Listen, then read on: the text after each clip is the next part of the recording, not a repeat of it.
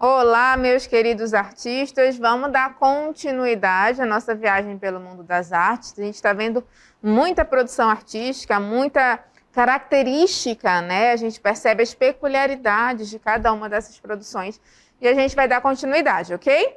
Eu sou a professora Gabriela, como vocês já me conhecem, e a gente vai estar junto em mais uma aula do componente de arte, reforçando que é muito importante a interatividade de vocês e a gente está fazendo sempre essa troca de conhecimento, tá bom? Então vamos lá para a nossa aula, segunda aula do dia de hoje.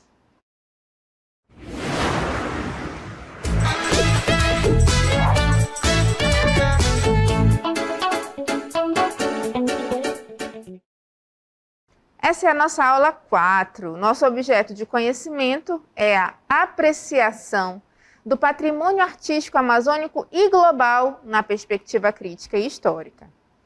E o detalhamento deste objeto de conhecimento são os espaços em âmbito local de recepção das produções artísticas. Desde ontem que a gente está viajando pelo mundo das artes, né? Essa é a nossa proposta, fazer a gente conhecer um pouco, né, das manifestações artísticas e permitir que vocês, né, tenham aquele gostinho, aquela vontade de ir além. Então, vamos dar continuidade ao nosso passeio pelas produções artísticas e nós vamos chegar em um outro lugar hoje. Para onde será que a gente vai? Olha só, vocês estão reconhecendo esse lugar, essa imagem? Tem alguma referência do que a gente está vendo aqui? Vocês têm alguma referência? Então, nós vamos continuar a nossa aula de arte, né? Nossa viagem pelo mundo das artes. E chegamos em Roma. Nós estávamos ontem na Grécia, lembra?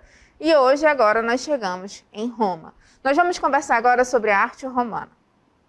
A arte romana, ela se tornou um marco no desenvolvimento artístico para o Ocidente. Ela abrange um amplo conjunto de obras artísticas na arquitetura, pintura, escultura, música e literatura. A gente vai ver agora um videozinho que ele vai fazer uma encenação para a gente, digamos assim, de como foi a origem de Roma. Rômulo e Remo eram filhos da sacerdotisa Rhea Silvia, que atribuiu a paternidade ao deus Marte, e herdeiros do reino de Alba Longa. Mas Amúlio, seu tio, queria ocupar o trono e mandou jogá-los no rio Tibre.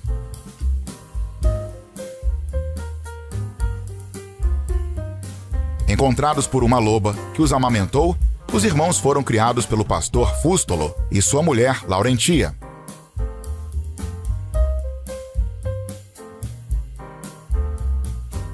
Tornaram-se adultos fortes e corajosos. Proclamados reis, acabaram disputando o poder.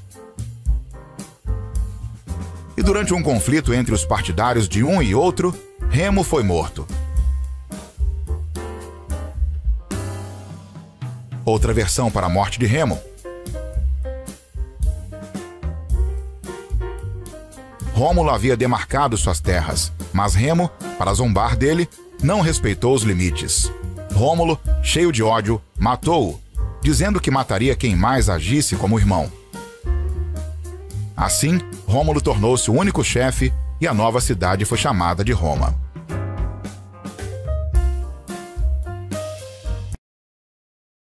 Vocês viram aí pelo nosso vídeo que existem algumas teorias, né, sobre a origem de Roma. Então, o que a gente viu foram algumas possibilidades. Então, se vocês tiverem mais curiosidade, dá um Google e pesquisem sobre a origem de Roma. O aparecimento de Roma, presumivelmente, em 753, está envolto a lendas e mitos. Segundo o romano Tito Livio, Roma foi fundada por Rômulo, irmão gêmeo de Remo, que foi o que nós vimos, né, no nosso vídeo. E agora a gente vai falar de alguns elementos da produção artística e cultural romana. Vamos começar com a arquitetura.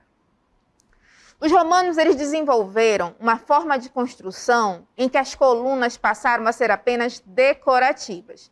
Vocês lembram que lá na Grécia, as colunas eram um elemento muito importante na estrutura arquitetônica. A gente viu até os capitéis, né? Dórico, jônico, coríntio. Então, na arquitetura romana, eles passam a ser apenas decoração. Eles não eram elementos substancial nas construções arquitetônicas. Eles utilizaram o arco e a abóbada, que é um recurso arquitetônico desconhecido pelos gregos e egípcios e transmitido aos romanos pelos etruscos. A utilização do arco e das abóbadas, que foi uma herança dos etruscos, né, ela permitiu que os romanos utilizassem as colunas apenas para decoração. A descoberta dos arcos e abóbadas proporcionou às construções amplos espaços internos. Foi na arquitetura que a arte romana apresentou a maior expressividade, com construções monumentais que refletiam a riqueza e o apogeu da civilização romana. Então, olha só, na Grécia, eles tinham um elemento muito importante na construção arquitetônica, que eram as colunas. Nos templos gregos, existiam várias colunas dentro dos templos, justamente para dar sustentação para o teto, certo? Eram várias colunas para poder sustentar o teto. Os romanos, pegando lá a dica dos etruscos, utilizaram os arcos e as abóbadas. Assim, eles conseguiam dar melhor sustentação e criavam mais espaço dentro dos templos, porque diminuía a utilização das colunas. Eles estavam utilizando apenas as colunas para ornamentar, certo? A arquitetura romana, ela era muito pensada, né? Ela era utilitária. Não era uma arquitetura só para embelezar. A gente vai ver no decorrer da aula que eles tinham funções, certo? O primeiro elemento arquitetônico que nós vamos ver é muito conhecido. São os arcos, e a gente vai falar sobre o Arco do Triunfo. Os Arcos do Triunfo, eles foram uma espécie de monumento introduzido pelos romanos, feito em homenagem aos imperadores e generais vitoriosos. O mais famoso deles é o Arco de Tito, todo em mármore, construído no Fórum Romano para comemorar a tomada de Jerusalém. Aí a gente tem uma imagem de um Arco do Triunfo, e era um monumento, né, que ele era feito em homenagem aos imperadores e generais vitoriosos. O mais famoso deles é o Arco de Tito. Então, quando tinha um general, um imperador que foi vitorioso numa guerra, eles construíam um Arco do Triunfo. Outro elemento muito importante da arquitetura romana foram os aquedutos. Os aquedutos, eles tinham a função de conduzir a água pelas cidades. Olha que coisa incrível. Já pensou se a gente não tivesse o nosso sistema de encanamento hoje? Os aquedutos eram um sistema de encanamento dos romanos. As águas passavam, né? Eles conduziam a água. A presença de pontes e aquedutos na região central da Itália de hoje e em todas as regiões do imenso Império Romano são mostras dos empreendimentos de utilidade pública. O aqueduto de Pont du Gard, na França, é testemunha até os dias de hoje da habilidade dos construtores romanos. Olha só, a gente tem aí um aqueduto na França, aqueduto de Pont du Gard, que é ainda uma relíquia do que ficou dos construtores romanos, certo? Então, olha só, tá vendo o que a gente falou da questão da utilidade? Ontem a gente até falou isso, né? A arte com caráter utilitário. A gente estava falando das cerâmicas gregas, lembra? Que elas tinham um caráter utilitário, eles utilizavam para armazenar água. E aqui a gente está falando da arquitetura, né? A gente tem, por exemplo, os aquedutos que passavam eles eram utilizados para transportar essa água, como se fosse o nosso sistema, né, de tubulação que nós temos hoje em dia. Continuando nosso conhecimento sobre a arquitetura romana, nós vamos ver agora um outro elemento arquitetônico. Olha só, vamos olhar mais um pouquinho. Isso aqui, gente, ainda são relíquias da arquitetura romana que o homem ainda consegue preservar. Eu acho que vocês conseguem perceber que, infelizmente, ainda tem, né, alguma está deteriorado pela ação do tempo, né? Mas o homem ele se esforça para preservar. A gente vai falar sobre as termas. O que eram as termas? Constituídas de ginásio, piscina, pórticos e jardins. As termas eram o centro social de Roma. As mais famosas são as termas de Caracalla, que além de casas de banho, eram centros de reuniões sociais e esportivas. As termas eram um centro social, um banho, gente, os nossos banhos, né? Os nossos banhos não são um centro social, né? Que tem, naquela época, eram as casas de banho. A gente tem o nosso igarapé, né? Então, as termas eram esses centros de interação social que existiam em Roma. Agora a gente vai falar um pouco sobre a pintura romana. A maior parte das pinturas romanas que conhecemos hoje, elas provêm das cidades de Pompeia e Herculano, que elas foram soterradas pela erupção do Vesúvio, cujas ruínas foram descobertas no século VIII. Então, a maior parte das pinturas, elas vêm dessas cidades de Pompeia e Herculano. As pinturas romanas, em grande parte, afrescos, têmperas e encáusticas. Tá, professora, o que é isso? Grande parte das pinturas romanas, elas feitas nas paredes, né? Com a tinta utilizada, não é a tinta guache que nós temos hoje, eram as têmperas, eram tintas que a textura delas era diferente. E elas receberam influências etruscas, itálicas e gregas. Em Pompeia, encontram-se grande parte, né, dessas produções artísticas da pintura romana. E a pintura romana, ela se divide em 4 estilos principais. Vamos lá. Configurando padrões decorativos, sendo eles o primeiro estilo, o segundo estilo, o terceiro e o quarto estilo. Então, vamos ver o primeiro estilo. O primeiro estilo, ele acontece desde os tempos republicanos, no século II a.C., com influências helenísticas. E remete a elementos estruturais e incrustações, como alvenarias e fiadas de blocos de pedra. Esse estilo ele imita elementos com estuque em relevo, revestimentos de paredes em opus quadranto e pelas placas de mármore. Tá, professora, a senhora falou um monte de coisa, eu não entendi nada. Primeiro estilo. Vocês estão vendo aqui, ó, como se tivessem quadros nessas paredes? Estou ressaltando só alguns para vocês, né? Isso é uma pintura do primeiro estilo.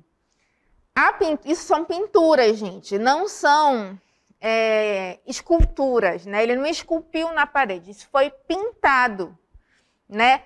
Ele imita elementos com estuque em relevo. A gente tem a sensação, né, que está em relevo, mas não está. É uma pintura. Nos remete a elementos estruturais e incrustações. Certo? Esse é o primeiro estilo. Vamos ver o segundo estilo. Segundo estilo. Nas pinturas, encontram-se elementos arquitetônicos ornamentais e estruturais. Olha só, já não é só mais estrutural. Eu não vejo só aqueles quadros, eu vejo ornamentos. São pintadas em perspectiva falsa, colunas, janelas e paisagens de jardim. Olha só, já começou a aparecer paisagem. Portos, promontórios, rios, montanhas, naturezas mortas e bosques, que porventura poderiam conter cenas mitológicas. Aqui a gente tem imagens, olha só, aqui já são afrescos. Afresco, ele é um tipo de pintura que ele é feito na parede quando a massa ainda está mole, para poder a tinta penetrar. Aqui, olha só, a gente já percebe a utilização de adornos, ó, eles pintaram como se fossem vasos, né? Aqui a gente tem cenas, ó, a gente tem uma cena de uma casa. Não é mais só aquela estrutura de alto relevo, né, como a gente viu no primeiro estilo. E o terceiro estilo? do início da Era Imperial, ele se assemelha ao segundo estilo, ou seja, o terceiro ele é parecido com o segundo estilo. Porém, elimina as pinturas ilusionistas de perspectiva e efeitos tridimensionais.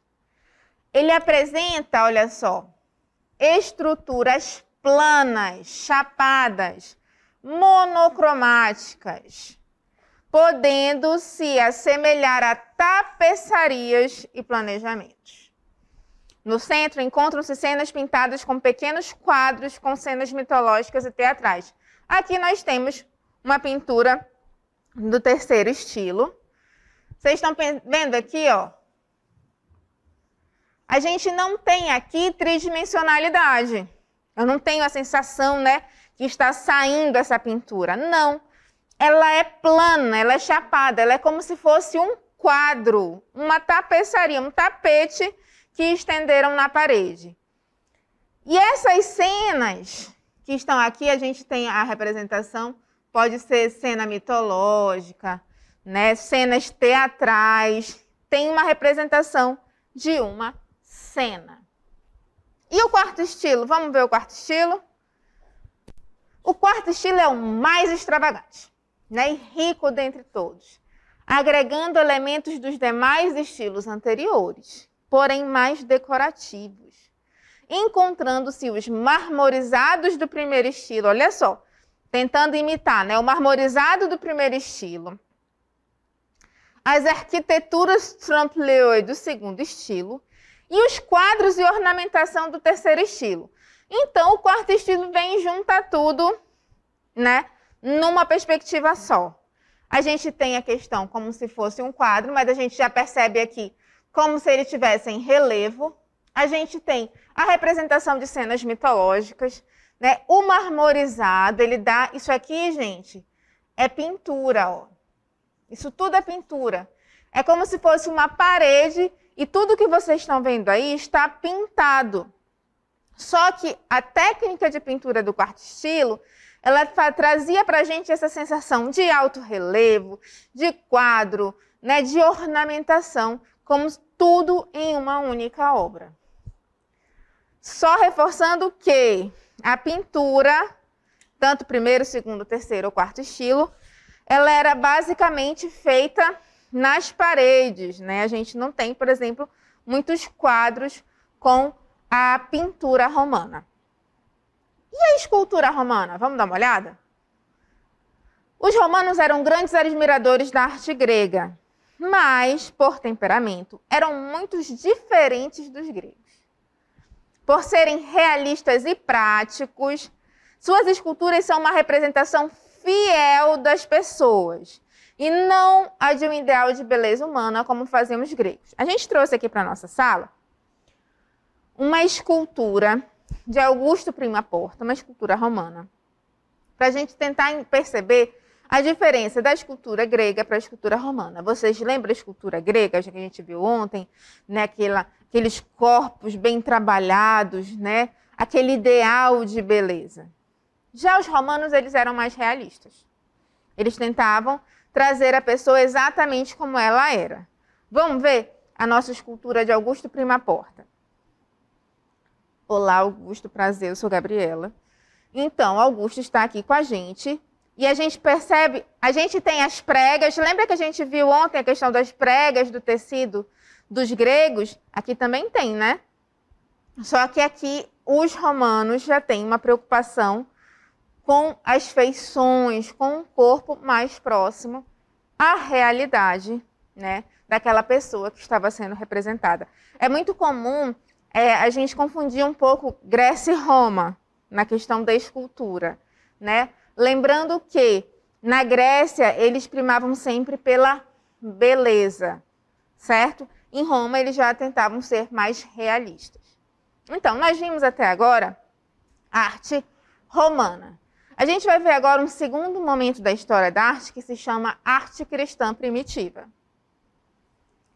Enquanto os romanos desenvolviam uma arte colossal, né, uma arte grande, uma arte que chamava atenção, os cristãos, eles começaram a criar uma arte simples, executada por homens do povo.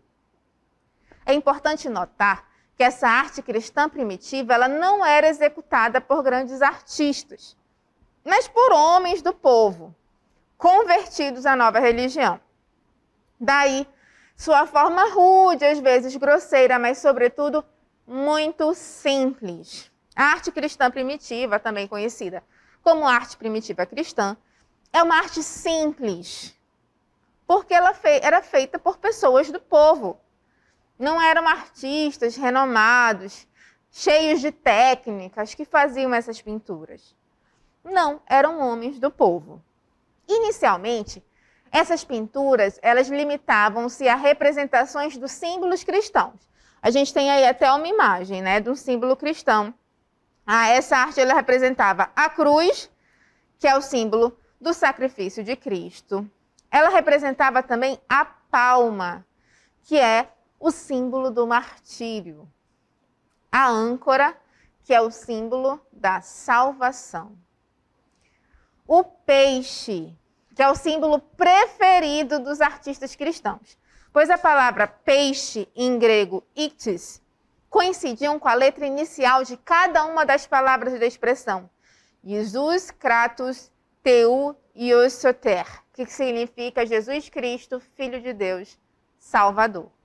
Então, era um elemento preferido, né, dos artistas cristãos. Um peixe, porque eles pegaram a escrita da palavra, que era ictis, que ela fazia referência a Jesus Cristo, Filho de Deus, Salvador. A gente tem que seguir pelo nome, gente. Arte cristã primitiva. É uma arte voltada para a religião. Agora eu quero ver que vocês lembram. Qual era a sociedade que tinha a religião como centro da sua produção artística e cultural? Hein? Vocês lembram? Acho que alguém falou aí. Arte egípcia, exatamente. Aqui na arte primitiva cristã era mais forte. A religião ela direcionava essas produções. Só que a arte cristã primitiva ela é dividida em 2 períodos. Vamos conhecer. O primeiro, o povo cristão era intolerado e era perseguido pelos romanos. No segundo período, o cristianismo torna-se a religião oficial do Império Romano. Então, a gente tem 2 momentos totalmente distintos na arte cristã primitiva. O primeiro período, o povo cristão era perseguido, essa arte era intolerada, eles faziam escondido. E no segundo momento, no segundo período, o cristianismo ele se tornou a religião oficial do Império Romano. Então, como é que começa? O primeiro período, a gente tem, primeiro, é o início da era cristã. Ano 1, início da era cristã. Ano 30, crucificação de Jesus Cristo. 64, Nero persegue os cristãos. E 313, tornou-se uma força tão poderosa que o imperador Constantino parou de perseguir os cristãos. E quais eram as características desse primeiro período? Era uma arte pouco tolerada, as pinturas eram feitas nas paredes e tetos das catacumbas, era uma pintura catacumbária. Por quê? Porque ela era perseguida, ela não era permitida. Então, eles faziam ela escondida, na parede, nos tetos das catacumbas. E era produzida por fiéis, que eram homens simples do povo. Não era uma arte produzida por artistas com técnicas renomadas. Os fiéis que seguiam a religião, eles faziam as suas produções. E tinham alguns temas que eram retratados. Por exemplo, o bom pastor. A gente tem aí até uma imagem de uma representação que era Jesus Cristo. O peixe e o pão. Lembra que a gente falou do peixe ainda há pouco? Então, que eram símbolos cristãos, que são símbolos cristãos, Eles representavam também cristãos louvando a Deus. Eles faziam essas representações aí. A gente tem a imagem. E também representavam cenas do Antigo Testamento.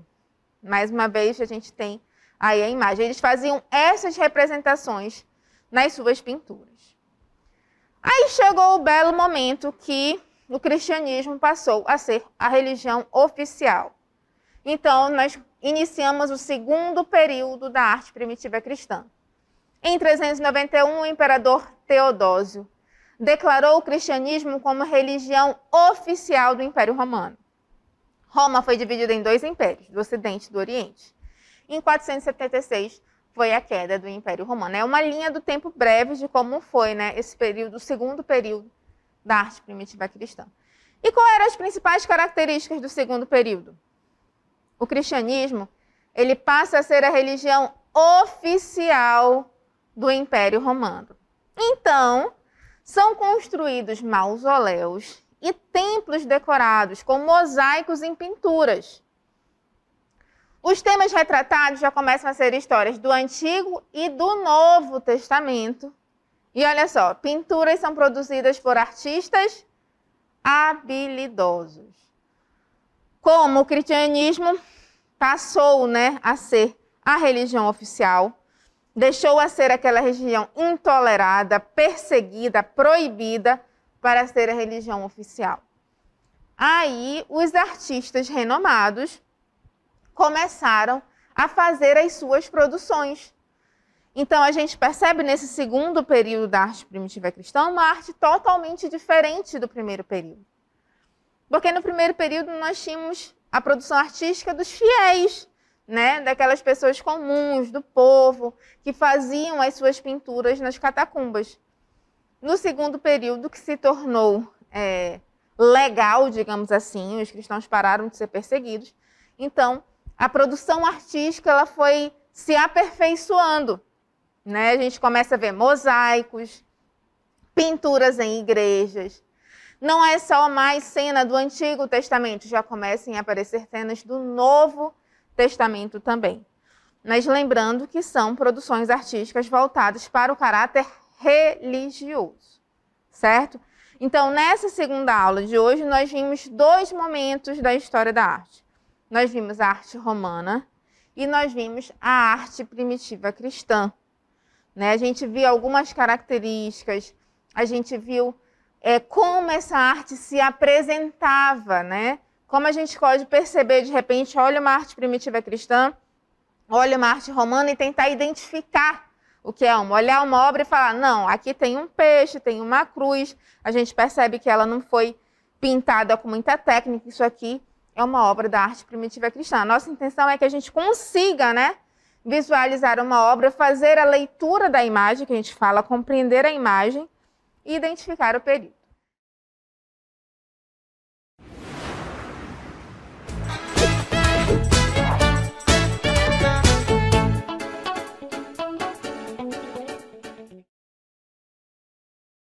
Chegamos ao final de mais uma aula. Agora vamos lembrar tudo que a gente viu na aula de hoje, né, Lúcia? O que a gente conversou hoje, Lúcia? Nós falamos hoje justamente sobre a questão do período barroco, aquela nossa pérola ondulada, né, os sentimentos antagônicos. E no outro momento nós falamos sobre o expressionismo, justamente o outro movimento artístico que fala sobre os sentimentos, mas é aqueles sentimentos que traz dor, né? Que fala da angústia, da coisa bem íntima da pessoa, mas o sofrendo, né? Aí nós mergulhamos um pouquinho em Roma, a gente percebeu até, como eu falei para vocês, perceber a comparação com a Grécia, né, Lúcia? Que às vezes a gente consegue, às vezes tem até uma confusão aí, será que essa escultura é grega, é romana? Isso. Né? E chegamos na arte primitiva cristã, que a gente já tem uma arte feita pelo povo. Uhum. Eram pessoas que não tinham preparos técnicos para fazer essas composições. Elas queriam produzir, né? Fazer os seus registros. Eram pessoas simples, né? Que faziam. Então... Nós esperamos que vocês tenham gostado da aula de hoje e voltem com força total, porque amanhã tem mais. Até amanhã, se Deus quiser.